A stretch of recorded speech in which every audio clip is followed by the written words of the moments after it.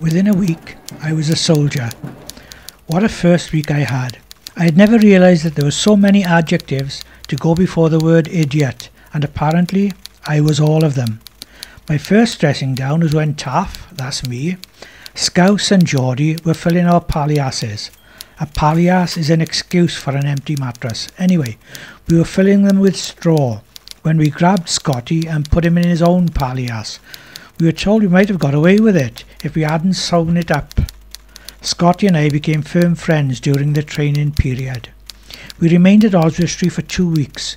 We were kitted out, weeded out, and then sent to Rhyl in North Wales. Depending on how we fared in Oswestry, we were designated to different jobs: drivers, signallers, gun crew and artificers.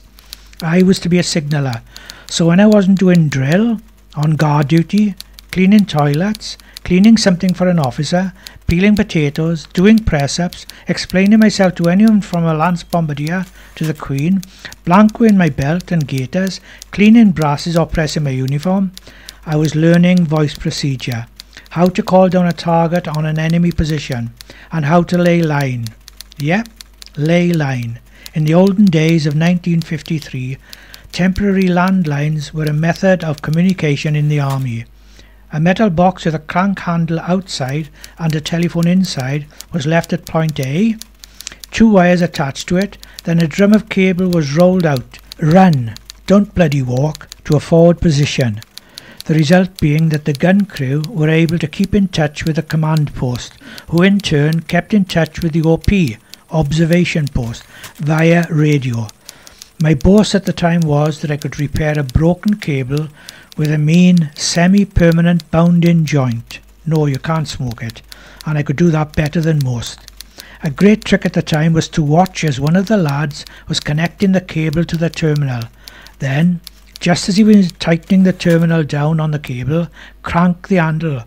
No one really knows how high they can jump until they've been on the end of a cable being cranked. Shocking. 8 weeks we were at Rhyl. 8 weeks that have turned into a haze. The time seemed to go so slow, and yet it was all over so quickly. I have memories of beds being turned over by NCOs, coal being emptied onto polished floors because they weren't shiny enough, kit thrown through windows, freshly blancoed belts and gaiters being stamped on, all in the name of discipline.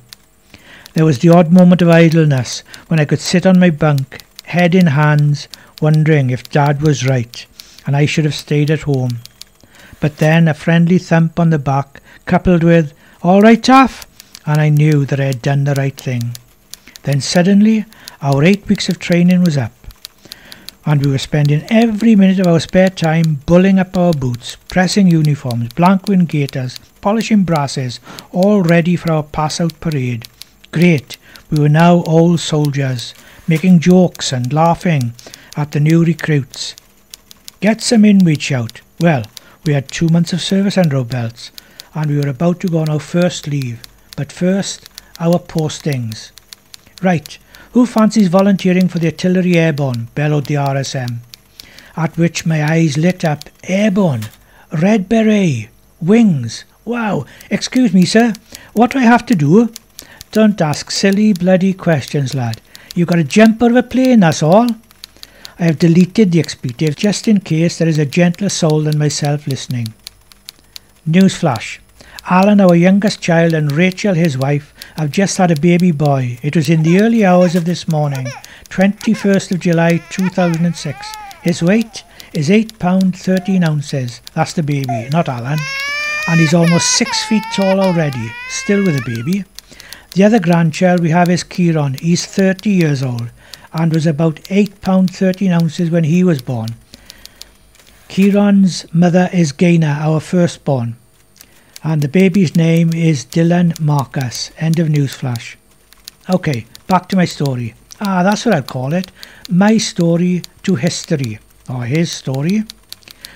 Home, back in Merthyrstories on leave, uniform pressed, hat badge gleaming, 5'6.5" of soldier, tough as old boots. Why do they say that?